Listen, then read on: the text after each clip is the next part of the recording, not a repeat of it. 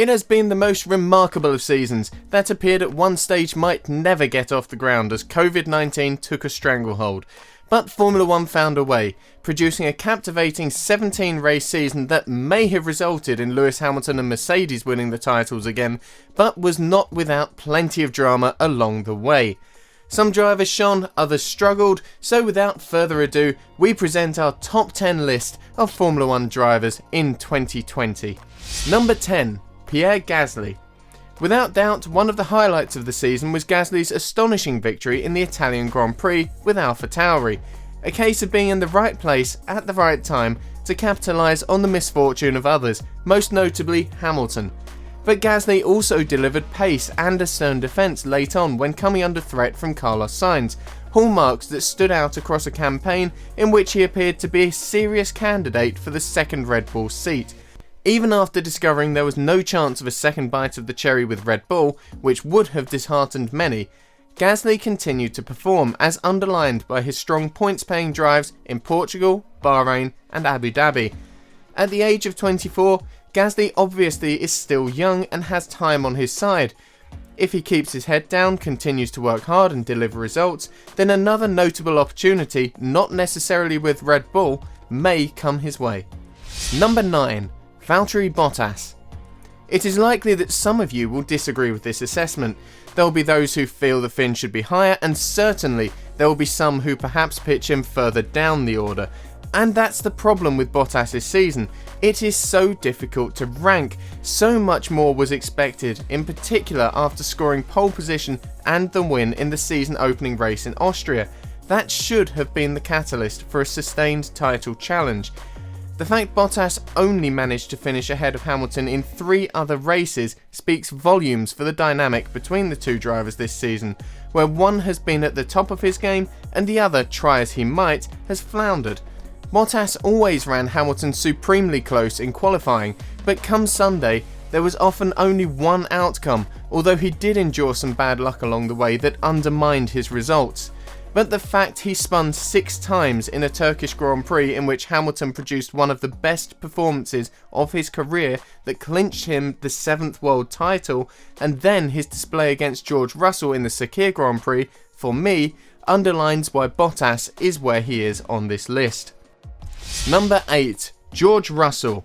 A star is born and of future Formula 1 champion material. When a man of the calibre of Ross Brawn infuses with such gusto about a driver, you have to sit up and take notice.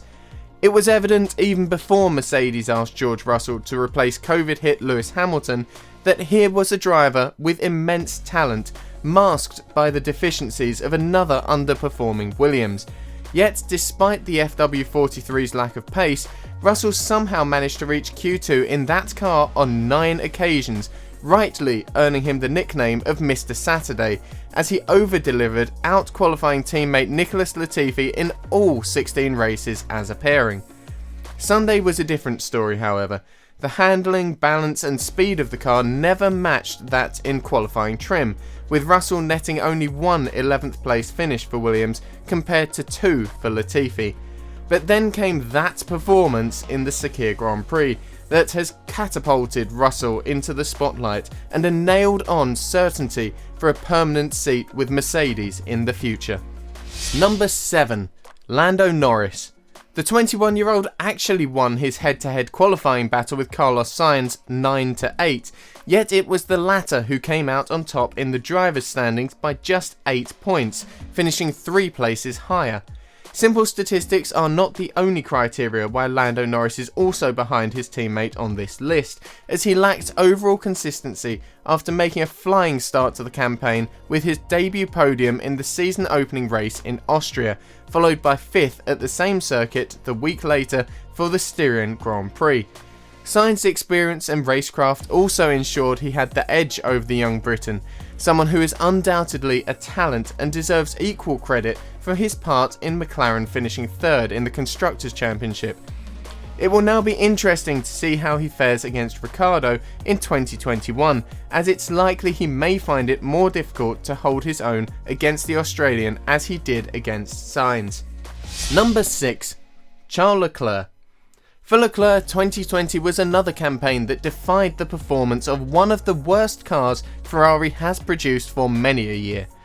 The SF1000's power limitations were exposed in pre-season testing, and from that moment it was an uphill struggle for Ferrari and Leclerc in particular in comparison to Sebastian Vettel, who was nothing more than a bit part player. 2 podiums in the first 4 races were totally against the odds, as Leclerc dug deep within himself and the car to somehow haul it into an area of competitiveness that it had no right to be. Throw in a run of 7 successive races in the points late on, and you can only stand and applaud Leclerc for another fantastic job well done. In Carlos Sainz, Leclerc's teammate for 2021, he will at least have someone pushing him to the limit. Number 5. Carlos Sainz. Speaking of Sainz, the Spaniard was at the heart of the driver merry-go-round before the season started, unable to resist the offer of a dream move to Ferrari despite claiming after his first year with McLaren how at home he felt. Like Daniel Ricciardo at Renault, Sainz did not shirk from his responsibilities with McLaren, notably in continuing to forge a solid, strong partnership with teammate Lando Norris. That ultimately provided the difference for the Woking-based Mark in its season-long battle for 3rd place in the Constructors' Championship with Racing Point and Renault, the first time since 2012 the team has finished as high in the standings. Sainz's 2nd place in the Italian Grand Prix was his obvious highlight, while the string of consistent results in his final 7 races was equally as eye-catching. He will undoubtedly be an asset for Ferrari. Number 4. Daniel Ricciardo. After deciding before a wheel had even turned in anger to sign for McLaren in 2021, Daniel Ricciardo could easily have opted to take it easy over the past few months, but not one bit of it. Yes, there was the understandable shock and a certain degree of bitterness from inside Renault towards Ricciardo when he announced his exit, the belief being he had not put enough faith in the project. It is a credit to Ricciardo then that he leaves on good terms after giving his all across a campaign in which he scored points in 14 Grand Prix, including the past 11 in a row, most notably his 2 third-place finishes at the Nürburgring and Imola, the first of which ended Renault's 9-year wait for a podium, as well as landing team principal Cyril Abiteboul with a tattoo. You would assume that Renault's loss is McLaren's gain, certainly given the Australian's talent behind the wheel and from an undoubted marketing perspective, but has he made the right move? Well, that will be a fascinating one to watch over the next couple of years. Number 3. Sergio Perez. What a season, rewarded by the fact Perez has secured a drive with Red Bull for 2021. Racing Point's decision to ditch Perez in favour of Sebastian Vettel earlier in the year to help usher in a new era as Aston Martin from next season appears to be a colossal mistake given the form of both drivers this campaign. The Mexican was the first driver to contract COVID-19, resulting in him sitting out the British and 70th anniversary Grand Prix at Silverstone, but either side of that, the 30-year-old was outstanding. Perez scored points in all but 2 races in which he competed, and even then, both were cruel luck as he was on course for 3rd in Bahrain when his car sustained a power unit issue, while in the season-ending race in Abu Dhabi, his RP20 sustained another engine fault. In between was a remarkable victory in the Sakir Grand Prix. While many hopes will have been crushed at the sight of what unfolded to George Russell, no one can argue against the fact Perez finally secured a win at the 190th attempt his career deserved. Number 2. Max Verstappen. You sense so much more was possible for Verstappen, but 5 retirements, astonishingly including in all 3 Grand Prix in Italy in 17 races, tell their own story, and not one of them was of his own making. In the other 12 races, Verstappen finished on the podium on 11 occasions with 2 wins, 6 runners-up slots and a trio of thirds, as he was quite clearly the best of the rest behind Hamilton. In qualifying, prior to the season-ending Abu Dhabi Grand Prix, the 23-year-old Dutchman could do nothing to match the pace of Mercedes over one lap, to such an extent that he joked at one stage that for the post-race written media interview, the chair reserved for third on the grid bore his impression. In all seriousness though, Verstappen was the only driver to give Mercedes a run for its money, and that will more than likely be the case again next year due to the relative stability in the regulations. Number 1. Lewis Hamilton.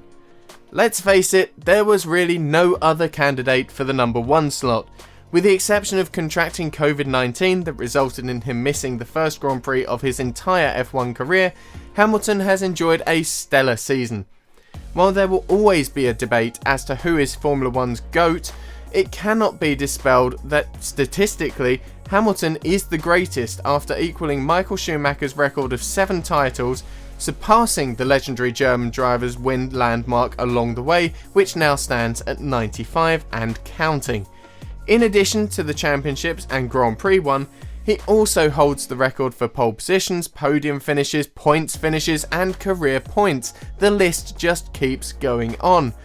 Throw in the fact that Hamilton has recognised the power of his voice this season and utilised that to highlight issues surrounding racism and diversity, and you would have to suggest it has been the most significant year of his career.